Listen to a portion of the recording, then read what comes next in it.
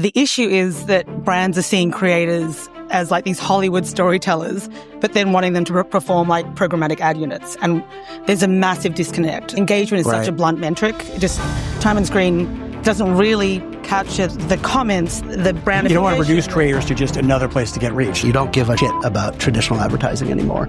Creators are the most creative people in the world, right? Like they know a 1 second, 3 second, 5-second hook rate better than just about anyone. And then I posted the group chat one Sunday, and 1 week later I had 1.7 million and was on the Today Show and in Rolling Stone magazine and had a cameo from Charlie Puth, which was crazy. And hi there. I recently hosted my first ever Nexty Media event in New York with my partners at VuePlanner, during which we talked to folks from across the creator meets media meets brand ecosystem.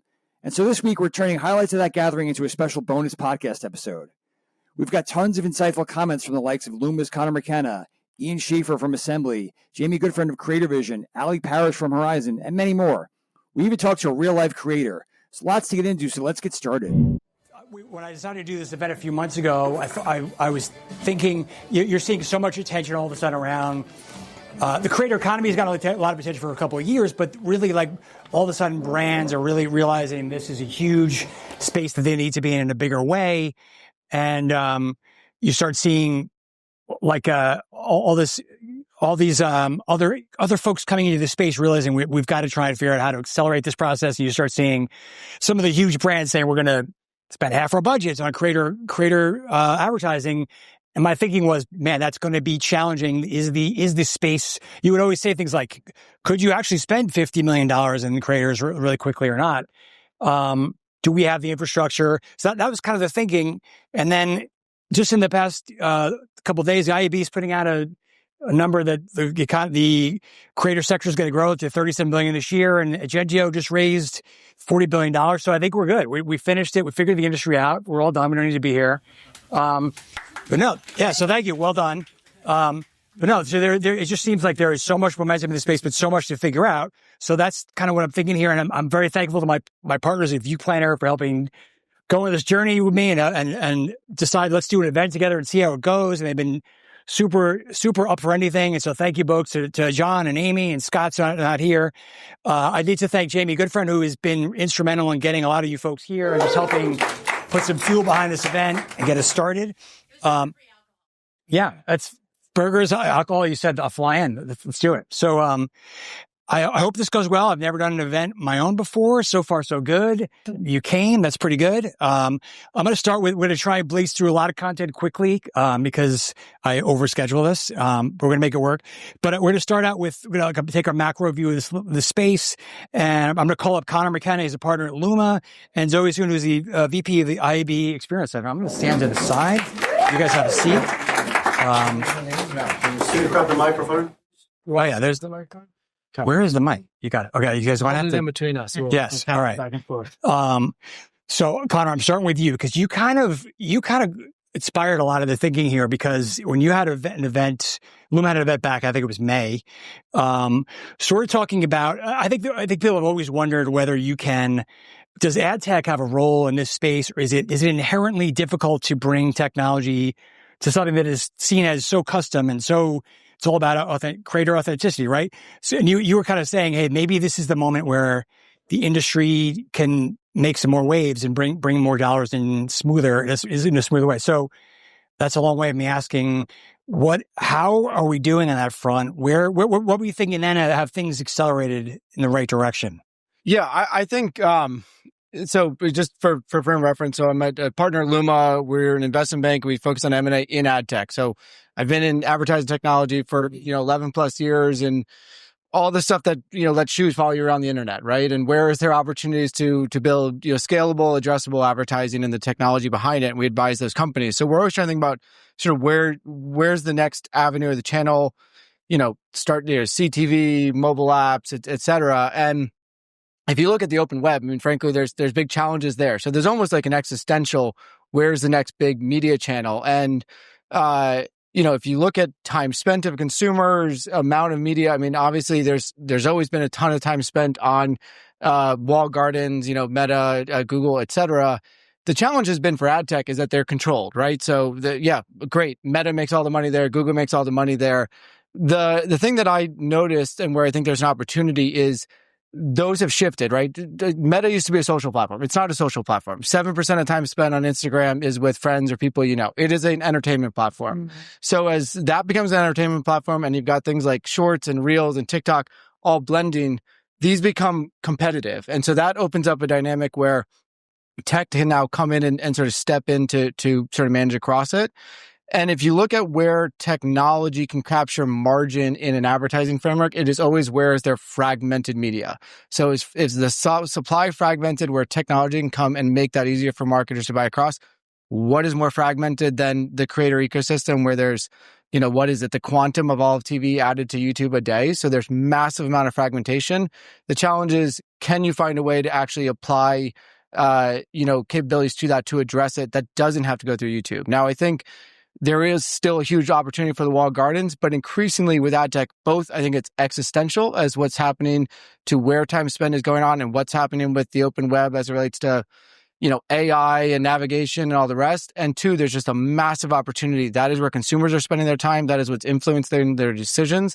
And now that there's sort of competition, the walled gardens go from walled gardens to distribution platforms, and that's where technology can step in. So I think that's sort of the framework. Where do I think we are? I mean, almost nowhere. Like ad tech is, I'd say there's been obviously a huge opportunity. The creator space has done very well on its own, but it's been very manual in my view. It's sort of the earlier agency days. The technology ecosystem has to come in, and they're starting to. But it's so is it that the walled gardens are a little bit more opened up, or is it that the ad tech companies are like, I don't know about the open web, I need to shift to something else, and I need to rethink about how I define what's. Yeah, I think a little bit of both. I don't know. You'd say the walled gardens have opened up. I mean, they understand that creators are critical for them and that their creators are balancing across different things. They don't want to be tied to just meta metrics. And so that challenge opens up like, hey, there's technology that can start to make margin there. We are seeing that whether it's, in the creator space or just optimizing meta spend better, is getting better sort of across the board. There's more margin there than I've seen in the last decade. All right. By the way, people can ask questions and jump in while we're talking here. Like, it's Christmas Eve, we're all together. Let's just feel free to, we're a family. Zoe, from your point of view, you and I talked about this when we had our prep call. I think you were in a cab. I was at a train. It was like really the quickest prep call. But yes, there is a total recognition, right, of the importance of this creator space.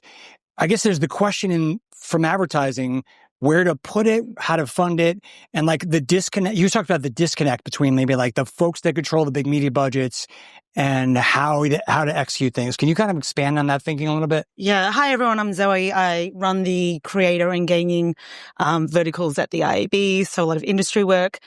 I think where advertising is, Unilever went out and said 50% of their marketing spend is going to sort of creator-related things. As you mentioned, we're about to have an annual ad spend research come out on the 20th, and it's shown that creators growing 400% faster than the average of digital media. So that's great. Like, yeah. So advertisers are like there, and sort of like as Conor said, we're trying to catch up. The issue is that brands are seeing creators as like these Hollywood storytellers, but then wanting them to perform like programmatic ad units. And there's a massive disconnect. So we don't have the infrastructure, the measurement's not there. It's in different teams. It can be in the PR team as opposed to the media buying team. But I think, three things are really driving it. The collapse of traditional media and just like Gen Z, just not on those platforms where you can find them. They're very ad avoidant. Creators have this amazing trust and relationship that they've sort of like nurtured and got with their audience. Right. I think G today, COO of WPP, was saying, people like me, there's like a lot of people like me relationships. And then the third thing is built-in distribution. Like, you just can't beat that scale. I think you were saying like the quantum amount of TV going into, so those three things are really driving advertiser interest. And this is something that I saw a panel during Advertising Week, which it was interesting. There's a little bit you mentioned how this bubbled up from PR, at least the early influencer days, and now it seems to be the domain of either the social agency or the media agency. But there's one brand was saying, no, I think this should be coming out of the creative department because there's some of the creators are so integral to what we do. Is there any kind of uniformity that we could expect? Is that possible? I mean, that's what we're aiming for, to have one supply chain that has standard processes and, teams that communicate. The goal is to close that gap between. Right. Yeah. Please.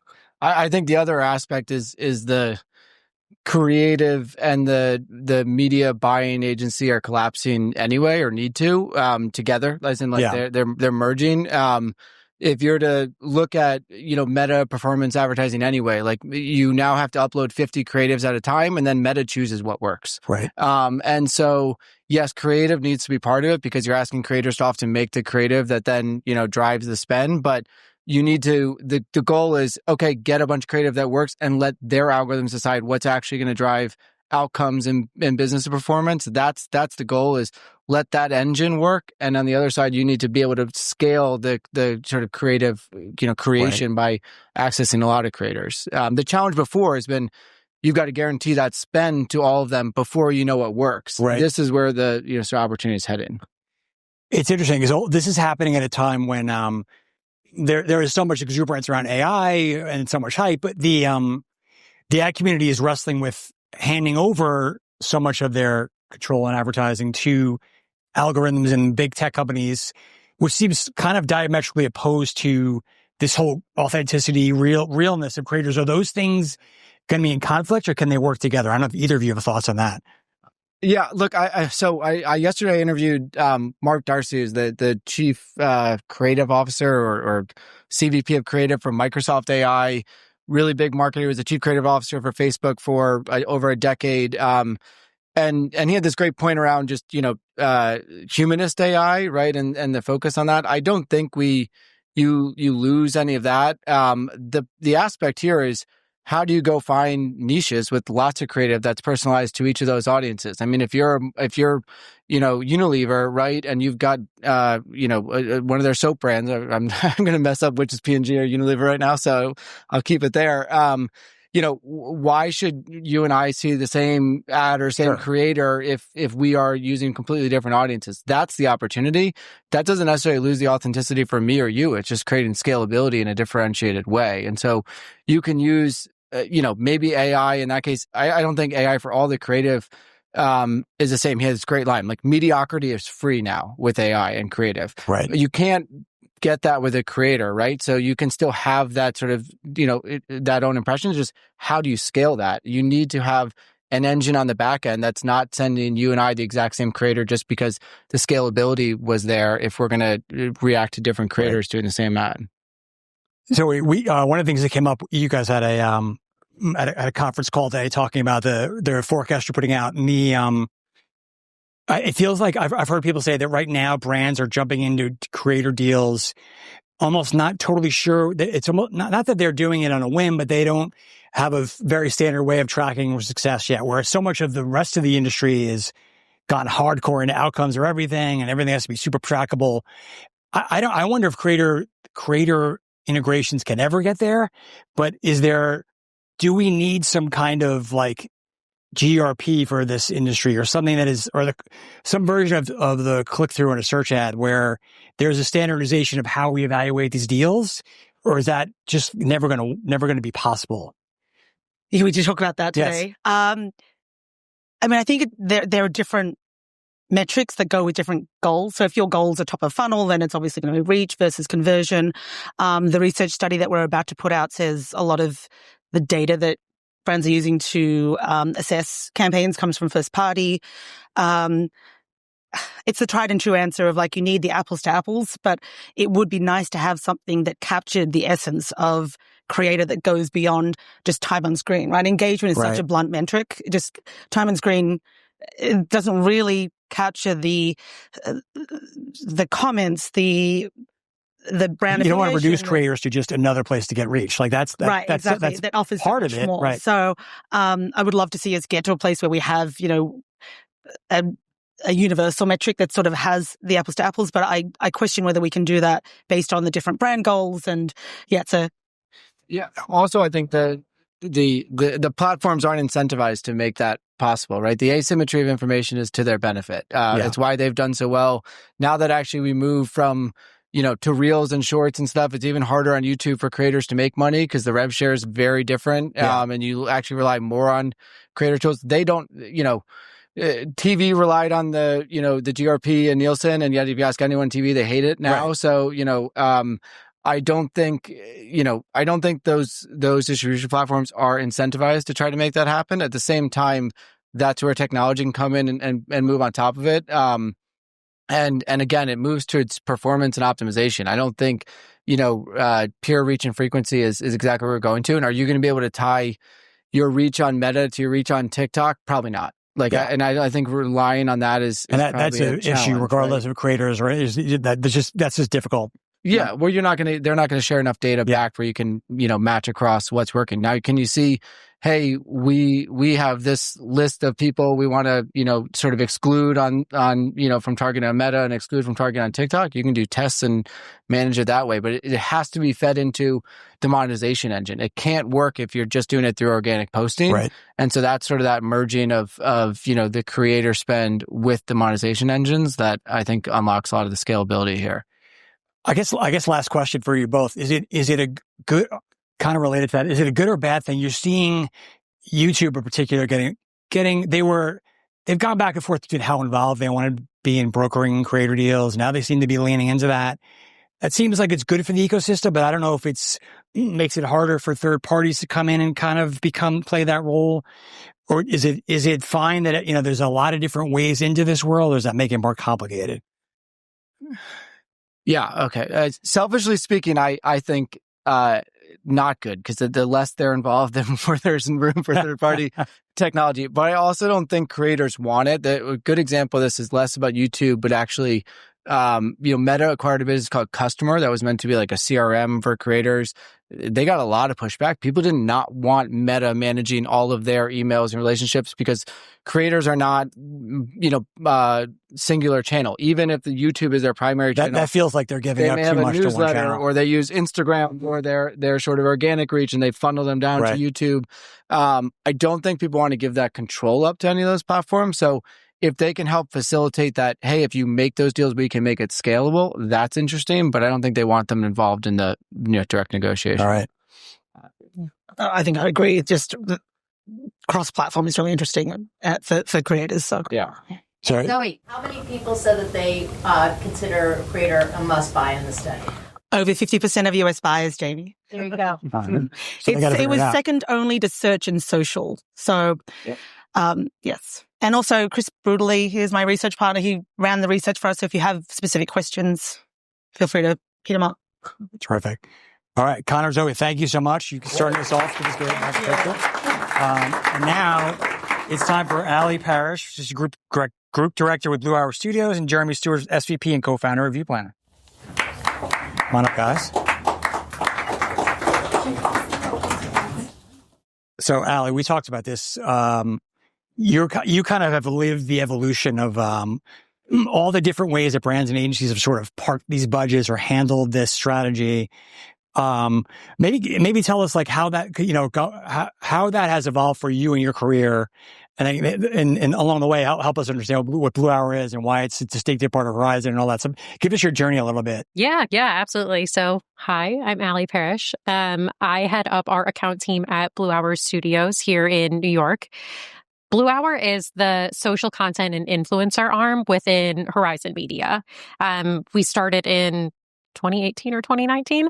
And, since then have really just seen the growth of the creator space in such an interesting way. And because we are, embedded and kind of born out of Horizon Media, that media integration, like you're saying, Mike, has been so interesting to see that evolution over time. Have you seen clashing philosophies on that over time? Oh, yeah, absolutely. I mean, I think, there's going back to some of the measurement questions, and is there, one way that we should be measuring?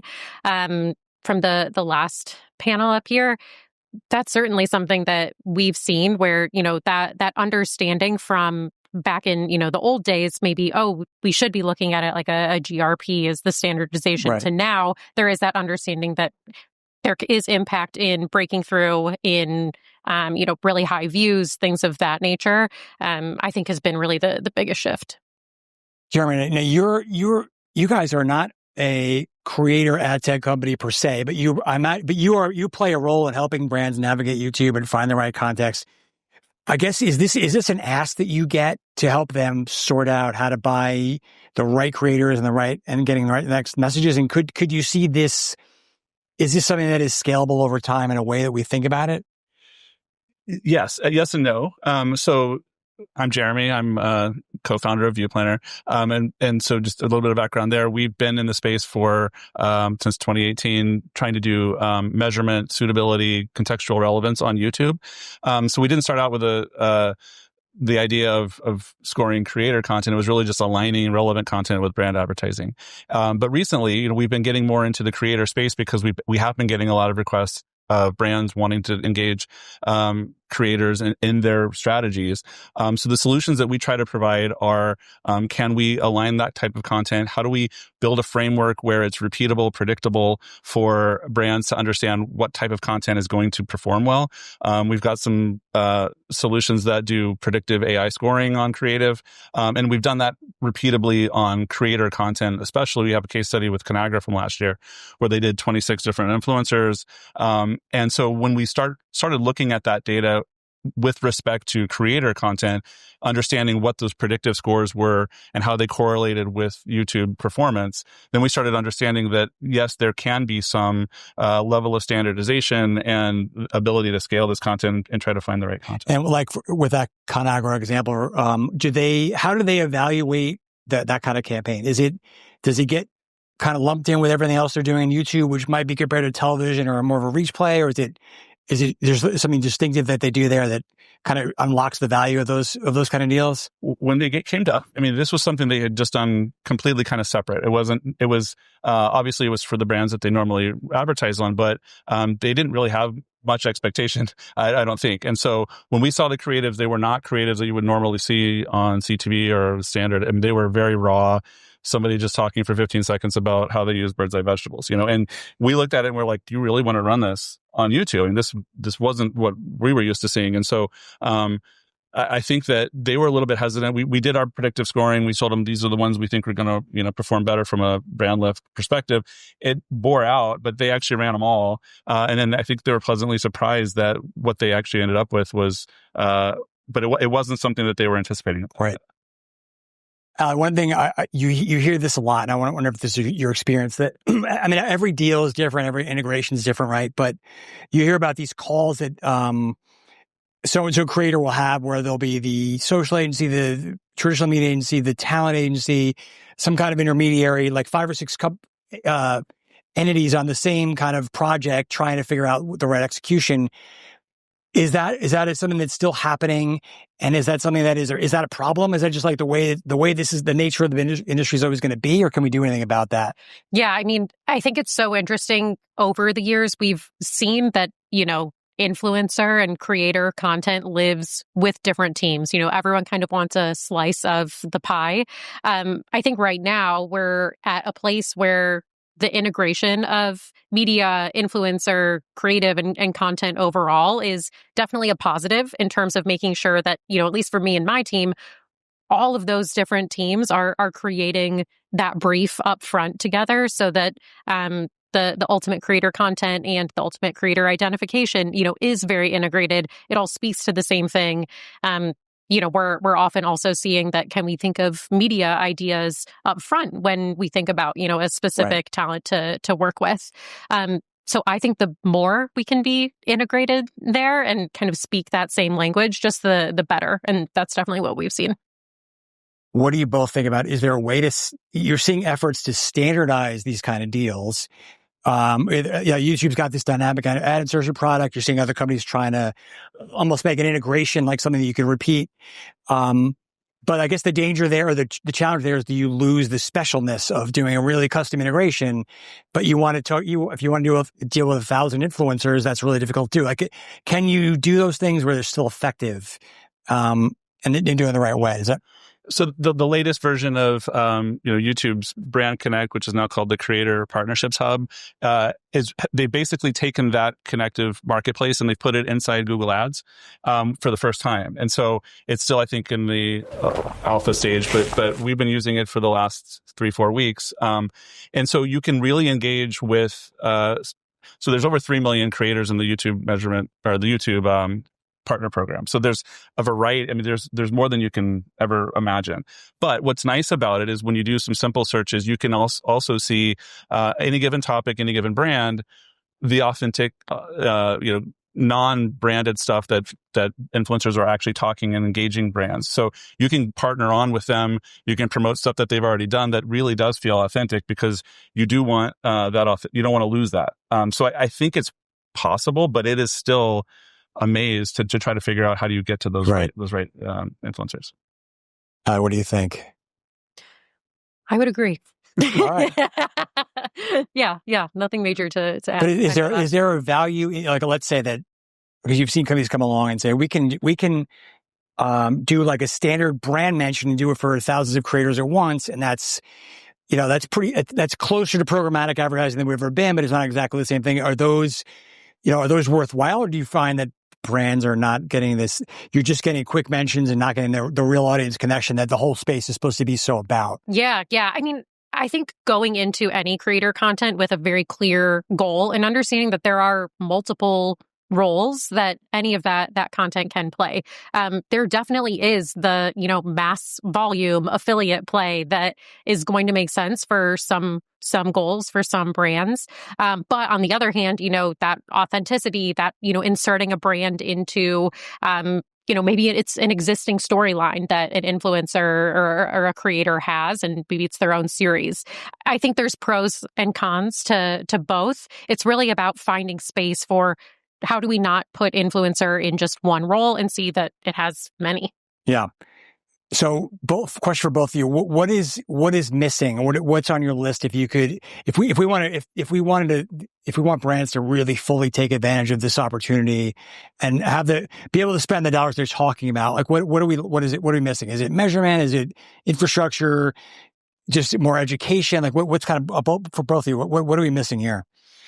So I think it's definitely from the last panel, the standardization of what we're trying to measure. On YouTube, I think it's like 70% of creators do both short and long-term video. And so there is an opportunity there to get, traditional types of measurement, but then you have to understand how does that then apply to shorts or whatever else they're doing. But having the ability to get to some sort of a lifetime value of a creator, of, can we continue to go back to the same creators? Are we able to score their predictive predictably score their creative so that we know over time? Because I think that historically it's been go find a creator or a few and on a specific, and it's the frameworks and the ability to scale that has been very difficult. So I think that's moving in the right direction. And as soon as we get that, whatever that metric is that we're all agreed upon, I think we're getting closer. What about you? What's in your wish list? I would say, I think definitely that measurement integration across the board is super key. Being able to, just better tie the longer tail impact of any creator content. We can say, okay, this piece of content got so and so many organic views. It really, broke through for the brand. That's great. But what does that do for it, over time? I think that is the biggest question. That's really the biggest question of all advertising. Yes. Before I let these folks go, anybody have any questions for Ali or Jeremy? All right. You're both off the hook. Thank you so much, guys. Connor's coming back up, and he's going to talk to Arthur. Thank you. Looking to get more out of your YouTube advertising? With VuePlanner, you can buy with total confidence and clarity. VuePlanner is a verified YouTube brand suitability and contextual targeting partner in the YouTube measurement program. Recognized by Google as a trusted independent leader in driving and measuring performance on YouTube. Their advanced technology gives you a clear edge. Only with VuePlanner.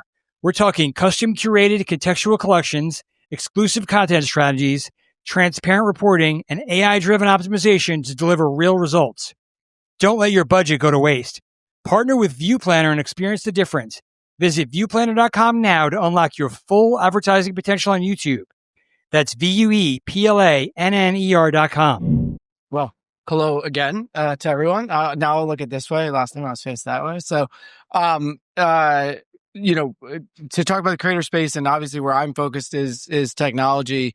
And so I'm really happy to have Arthur here from Agentio.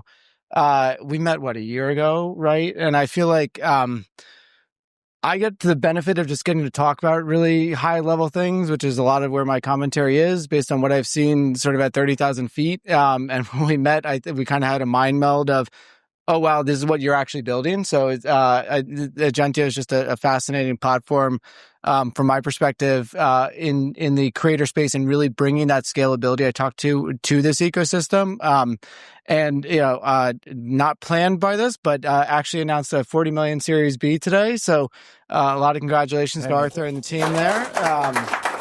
So let's just for people who aren't familiar, I don't know how familiar people are. I'm not going to try to describe Agentio. I'll let you do that and just introduce yourself and tell them what Agentio is all about, and we'll go from there. Awesome. Hey everyone, my name is Arthur Leopold. I'm CEO and co-founder of Agentio.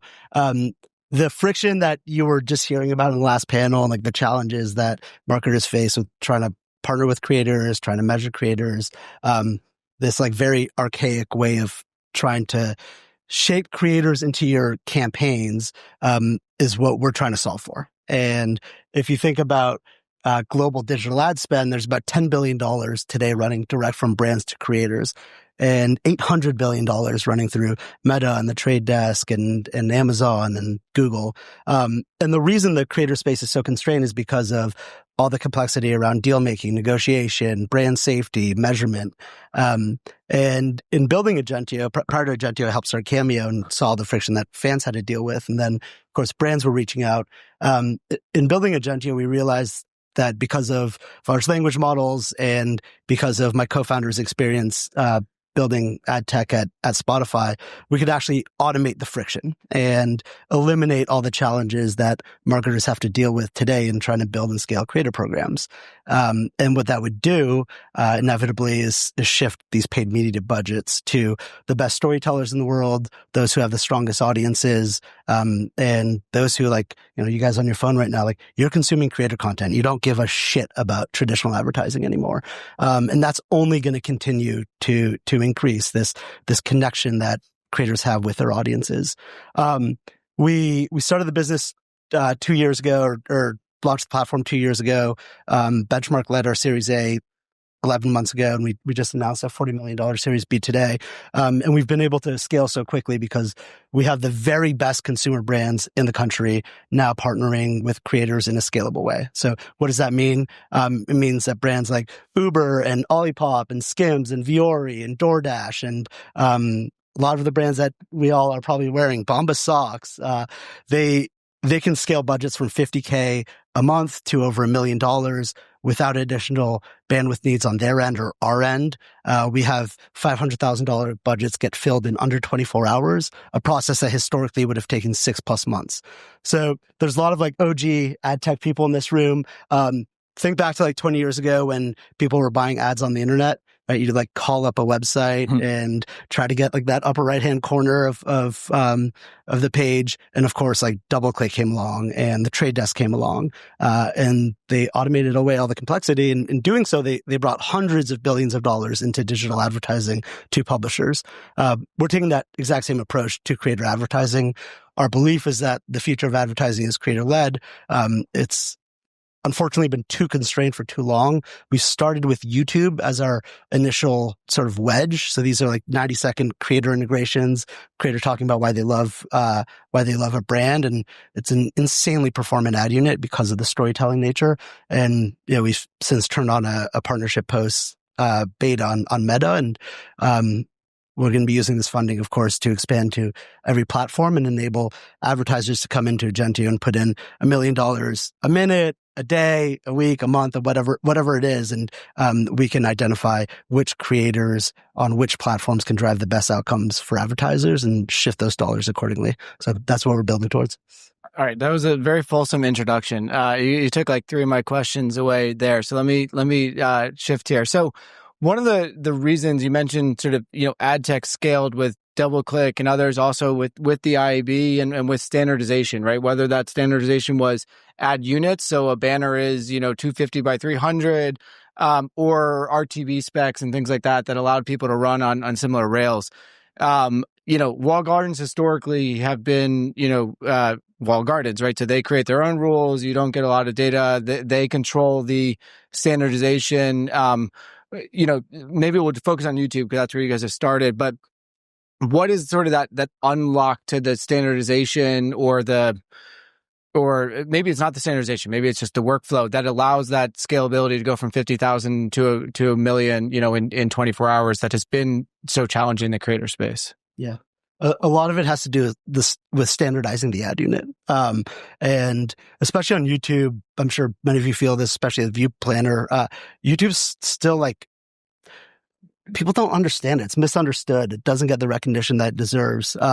And we realized that there was this 60-second ad unit where we could get a lot of data from creators connecting their YouTube accounts to Agentio.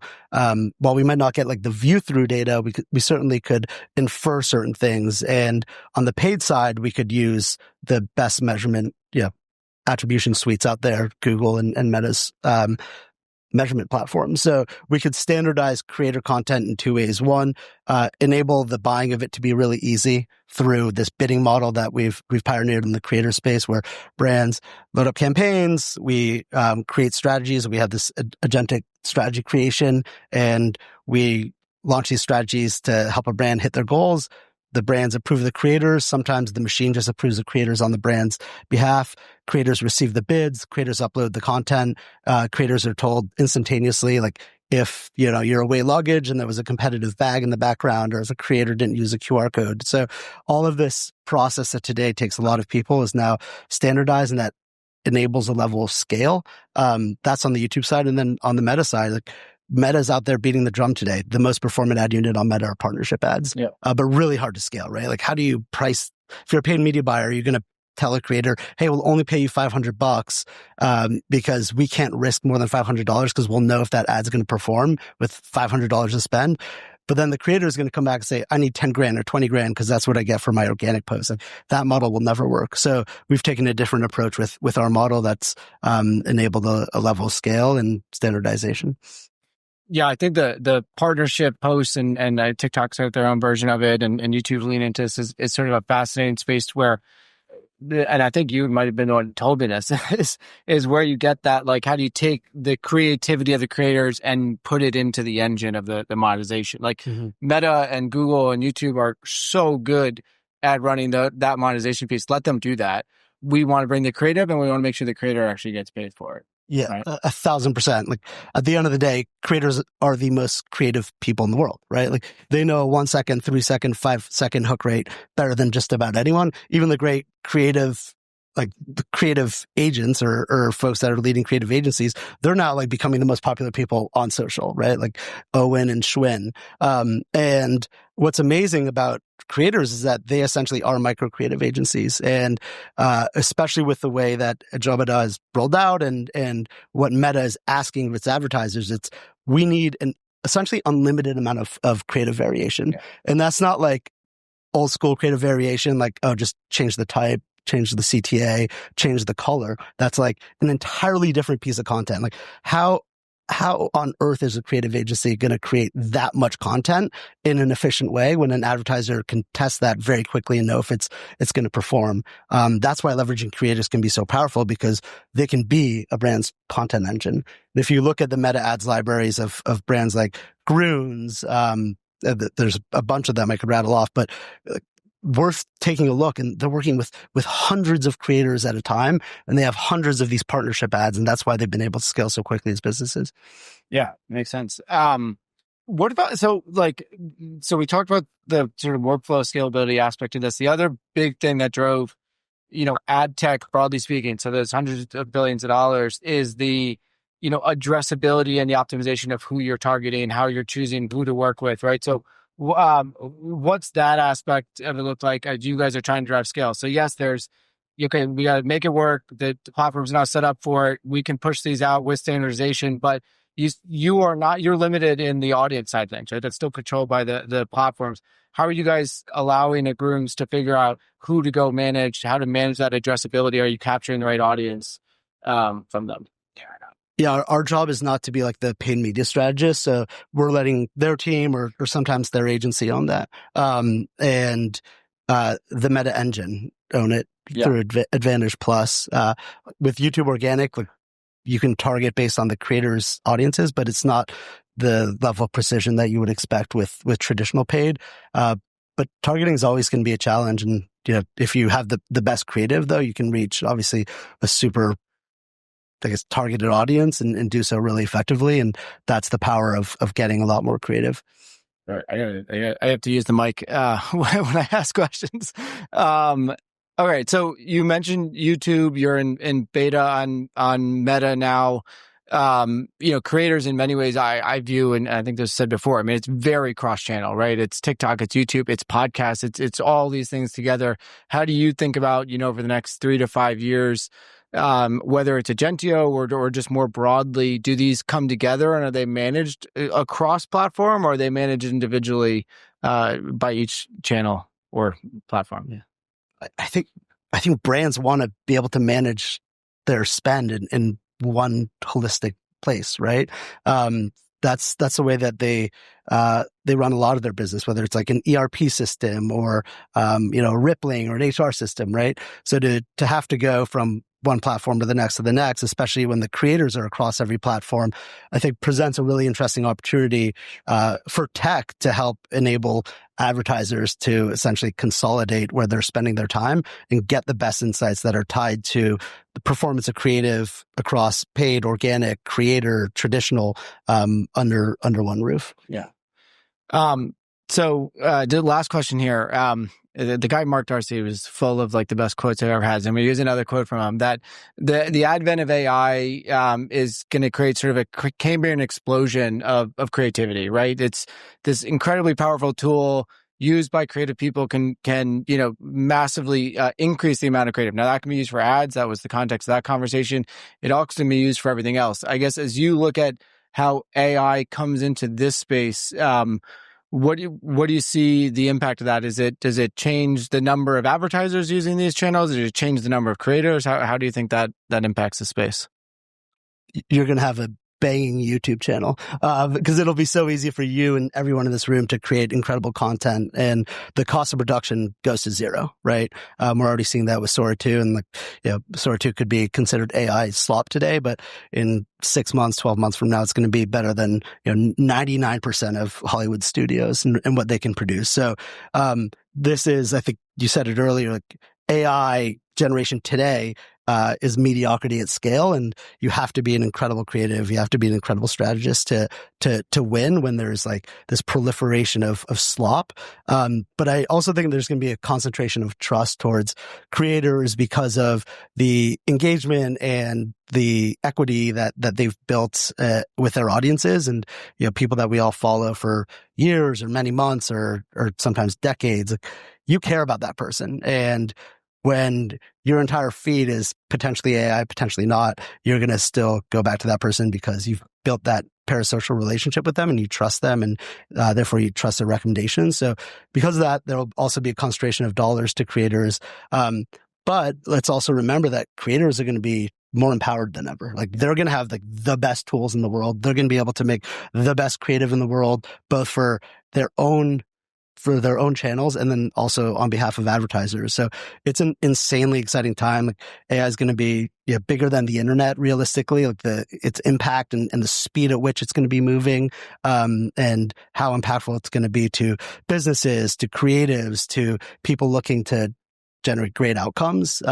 They now have like literally not just a search box with some level of intelligence, but they now have the world's smartest, most creative, most thoughtful sparring partner at their at their beck and call whenever they want to partner or whenever they want to build product or test product. It's just like a massive paradigm shift away from how things currently work. Arthur, thank you so much for doing this. Thank you, guys. All right. Hi, Sunny, how you doing? Hi, I'm Haley. Is this thing on? I think so. Yeah. Okay. I worked in the creator economy for 8 years, and I work at Made by All. I've been at Made by All for 3 years. We represent the top creators in the creator economy, including Sydney, who created the TikTok viral series, The Group Chat, and is nominated for TikTok Rising Star of the Year. Go vote on TikTok.com. Handing it over to Sydney. I'm Sydney. I created the group chat. I'm nominated for Rising Star of the Year. I was smart enough to sign with Made by All and have Hailey as my manager. And yeah, it's been about 8 months since I started being a creator full time and since the group chat went viral, and a lot of exciting things in the works. So I'm just happy to be here.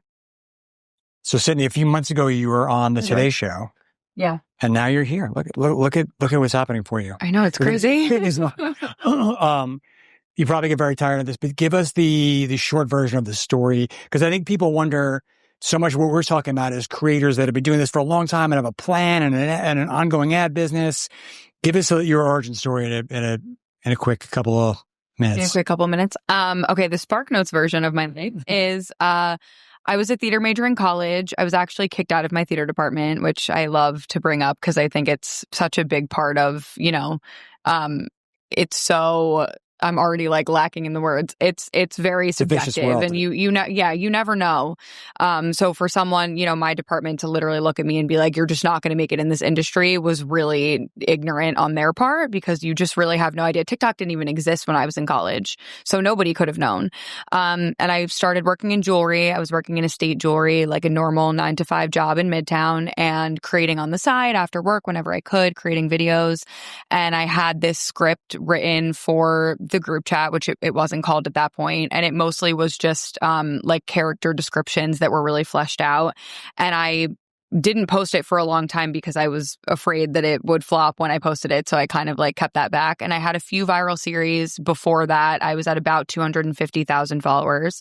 And then I posted the group chat one Sunday, and 1 week later I had 1.7 million and was on the Today Show and in Rolling Stone magazine and had a cameo from Charlie Puth, which was crazy. And everything just really, really did change so fast. And I did feel like I was coming into a world of creators that had been doing it since at least COVID, and everyone was very established and knew each other and had this direction, which in some ways was really fortunate because I was able to get some really great advice from those people. And in some ways was really scary because I would come into events like this and everyone sort of knew each other and had this really vast knowledge of the business. And I didn't. And I had just been working in jewelry, and they'd be like, "Oh, you're a writer." And I'm like, "No."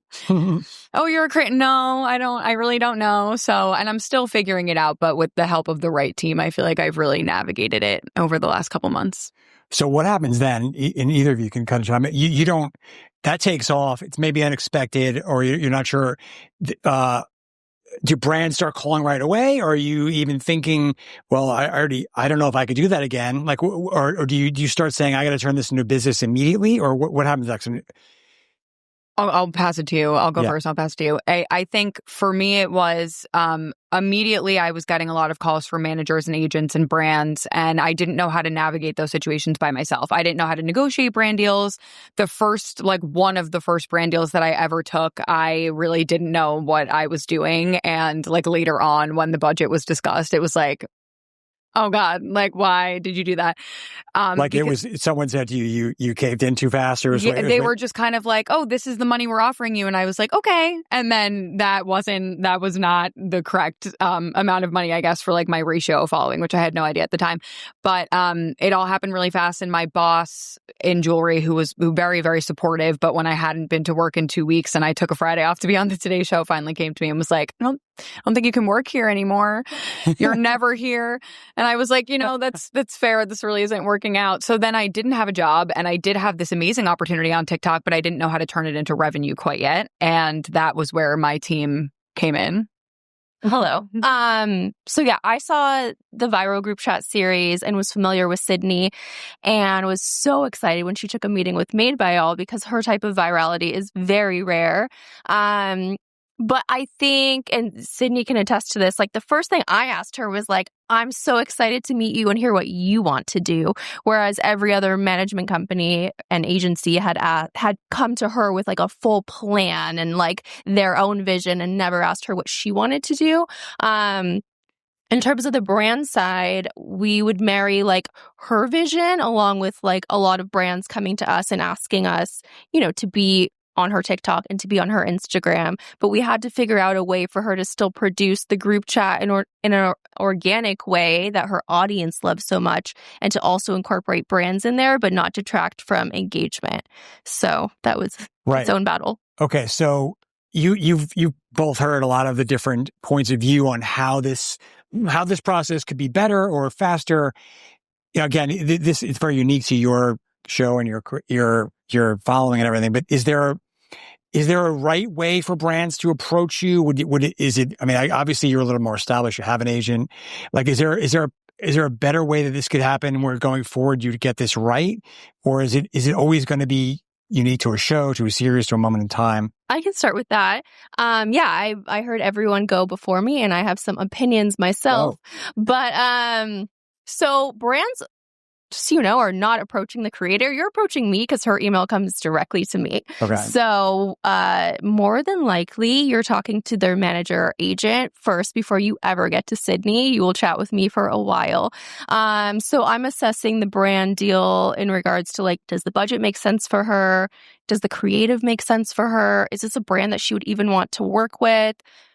I know her pretty well at this point, so like 9 times out of 10, I can probably gauge like, is this a fit for Sydney? Or I'll call her and be like, do you like this brand? And if it's got to be hard to say no in the beginning, right? Or it's got to be scary. I would think like, no. What? No, no. She is quick to say no. See, I always say yes when someone calls. I was really decisive from the beginning. Actually, before I even signed with Made by All, I had gotten one of the, even to this day, one of the most like biggest budgets for a brand deal that I had been offered, and it was just not a fit at all. I could tell that they had not really seen the group chat and they didn't really know. Like they just saw a headline and they're jumping in like, I want to jump on the virality. It was sort of like, oh, look at the camera and say this like very Truman Show-esque of advertising. And I was like, oh, that's really not kind of what my brand is. So they sort of knew that from the beginning, I think.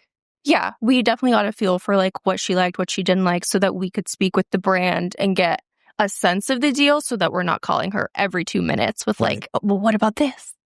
So, okay, you work with lots of clients at your company, right? Is there a way to what do you think of these ideas of trying to standardize this and trying to pump out a lot of brand recommendations for a bunch of influencers at once versus doing what you're talking about, which is like taking your time, finding the right opportunity, working together?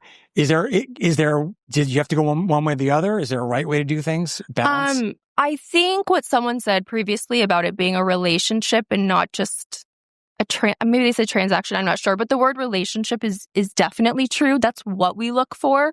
For example, for her group chat, and she can speak to this too, we had a brand partner, Hilton, that worked with us across many seasons of the group chat. So they were already very familiar with the series. Before they even approached, they were a fan of the series. They knew it backwards and forwards. They knew and liked her content.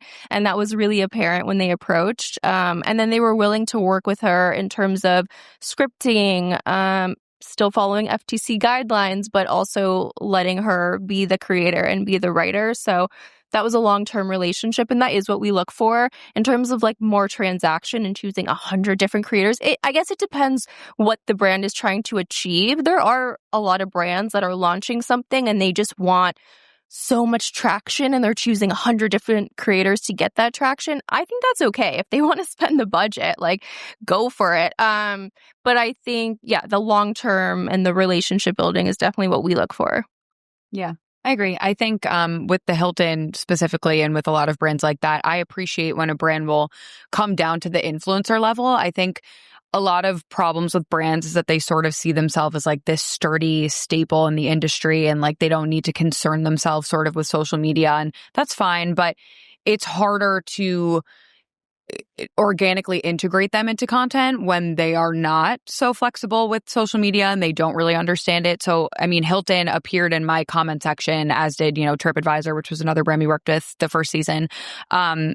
that we did like a travel partner, and it was because they appeared in the comments very early on. And then there were so many of my followers commenting back to them like, oh, you're here in the comments, you should fund this, Costa Rica trip that's sort of being talked about, which was fictional. I initially said like, there's this bachelorette in Costa Rica. It was a plot of the group chat. We did not think we were going to go there, but because TripAdvisor appeared in the comments and they were like, oh, we could send you to Costa Rica, then there was a call for it. And I think I really appreciate when a brand will come down to my level and not take themselves so seriously. And it does make the process of writing and working with them a lot easier when I feel like they fully understand the world that I'm living in, as opposed to the traditional advertising, commercials on TV and stuff. It's very, very different when you have a creator who's on the front lines. And if something doesn't go well, I'm the one mostly getting the backlash, not necessarily the brand that I'm working with. So I have to be very picky and strategic about who I work with. So you still find some brands are just like, I don't want to get in the muck with social media, or is it just a control thing, and that the letting go, that's still a challenge? Haley, if you don't have thoughts on that, or either of you? I mean, there are a lot of brands that are resistant to social media. Literally, if you look at, like the top 30 brands that have the highest budgets and make the most money, you can Google or look at them on TikTok, and a lot of them don't even have TikTok accounts, which again is fine. But I don't know if it's a coincidence or not, but I do find that the brands that don't involve themselves with social media have a harder time understanding what it is that we're doing. And if we're not on the same page, like, for example, I had a brand, all of my characters since like the first episode are color coded. There's 7 characters that I play all them all, of them. we should say. I do play them all. It's very Jim Carrey of me. But they're all color coded. And so I had a brand be like, well, you can't wear these 4 colors. And I was like, that's not possible. And it makes me think that you've never even seen an episode. Then it's so hard. Then it's like every single step that we go through. You're not asking to delayed. drink a competitive soda. You're just asking that, like, you want to wear. I just need to wear black. Right. It really is so simple. And it makes every step of the way a lot harder when I'm like trying to explain my content, explain social media, explain like everything along the way. And it's not so fluid as it is with brands who come on and they're like, we know the group chat, we get it, we understand the social media aspect of it, why it draws people in, and we're ready to just be integrated into that. I think by the time brands come to us, they've succumbed to social media because they want to work with our creators and they have a budget for it. But I think, to your point, it's like the resistance comes from, and sometimes it's not their fault. So I am on the brand side as well as the creator side, and I'm trying to like marry the two visions. They have like a huge legal team they need to respond to. There's FTC. Someone said earlier, like, no one can be in the background. That's a huge thing. But I think the more that they can let the creator have their own vision, and like Sydney said, like, they're familiar with their content, like they're coming into it with prior knowledge, and like, they know who they're working with, like, you're paying them for a reason. So that's always helpful. Did you, I'm curious about what you both think of the platforms getting more involved or not involved, but did you hear from TikTok like right away, or do you, hey, come into our partnership program, or not at all? No. I wasn't part of the creator rewards program on TikTok for many reasons, but I actually have not. I don't know if we've ever heard from TikTok. Well, they invited you to the award. They did invite. They nominated me for an award. I take it back. TikTok, we love you so much. No, the apps and the actual platforms are great. But a lot of them by design are not super communicative with the audience. I mean, like, if anybody's ever been locked out of their Instagram account, there's not exactly like a help hotline you can call, right? You have to kind of finagle your way back in. So by nature, that's not how it is, but I don't think it's a bad thing. I do think it would be beneficial if someday there was a way to directly contact TikTok more. We do have contacts at TikTok that we speak to, but it's such a large platform that you speak to one department in TikTok. That's the one department. It doesn't apply to the whole thing. You could speak more to that. Yeah, we have a very close relationship with Meta and YouTube. TikTok is uniquely difficult, but also love TikTok, and please just because they haven't been around Sydney as long, win, or they're getting sold maybe, or I think there's a lot of different reasons. They're just so massive. Right. Like, they're just such a huge platform. Everyone's on TikTok. I think with Facebook and Instagram, it's a little more spread out, and Snapchat and stuff, but just everybody's on TikTok. I mean, Meta's huge. Like, there are so many people that work at Meta, but they, there's like a creator rep for most of the large creators, and they really advocate for their creators, and we have a close relationship with them. I can get them on the phone if you get locked out of your Instagram. And same with YouTube. So TikTok is uniquely difficult. So I like this. Yeah. What good or bad that for you, from your perspective, that YouTube is getting maybe more involved in helping connect brands and creators? Yeah. Is that mostly a good thing? And what about ad tech companies coming in and trying to do that? I love YouTube. I will support them all day. And I always tell Sydney to do more on YouTube, post on YouTube Shorts. Every day. Every day. It's in the calendar. I like that they're getting more involved in creators. I love that. We do a lot of work with YouTube. They see creators as being the new Hollywood, which I completely agree with and is kind of the ethos of our company. There's a lot of work that we're doing with them to support that vision. So what was the other question? Or is it good to have third parties coming in and trying to become the brokers or the, ad techifying this space, or is that stay out of my way? We got That's this. fine as long as they have budget. Come through. All right. Both of you can answer this, but Cindy, what has been really surprising to you about this weird business, and what do people not understand? Oh my goodness. I mean, I think one of the things that I've come to really learn is just truly how many hoops brands and the agencies that the brands work with have to jump through. I think at first I would get really frustrated and be like, why is this so hard? But now I understand there's so much legal. There's so many higher ups in different departments. The bigger the company is probably even harder. Yeah. Oh yeah. Yeah. And there's so many departments that they have to go through in order to make decisions and get things approved. And I think that was the most surprising thing. I thought brands were going to be sort of the biggest hurdle, but having the right team is really the biggest thing who will advocate for you and understand that. Because there are management companies and agencies who really do just want to make the most money off you that they can. And you have to find ones who really believe in you and see the longevity of it if they're going to fight for you and, not just try to make the most money off of you that they can.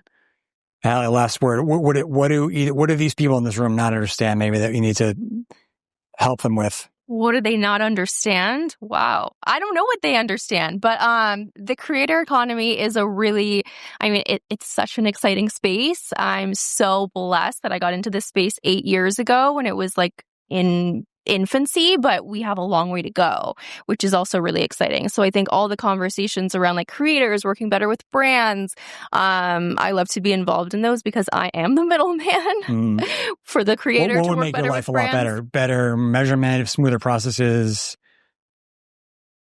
There are so many cooks in the kitchen when it comes to brands working with creators, not just through me, but like if they work with an agency or we're talking to so many people and not brand direct. A lot of the time, the email chains are out of control. I think if the brand can keep like their deals in-house, sometimes that's really helpful so that you're not speaking through an agency who also doesn't know. Yeah. And it's really hard to FTC has gotten even crazier, right? So like the legal process and what they need to add to the caption and the disclosure, I think is getting even crazier. But the more that we can let it be entertainment, like someone said earlier, and not just a straight advertisement, the better it'll be. All right. Thank you so much, Haley and Sydney. Thank you guys for coming out here. And thanks to everyone for spending so much time tonight. It's a terrific event. I appreciate you. You have lots of things to do. So I appreciate you taking time in your lives, and have a great night. Thank you. Thank you. Oh, please take a Yeti on the way out. And thank you, VuePlanner, for all your support and help. Awesome night and happy holidays, I guess. Thanks again to my partners at VuePlanner and all the folks that attended my recent Next to Media event in New York. We have lots more to bring you, so please hit that subscribe button, and we'll see you next time for more on what's next in media. Thanks for listening.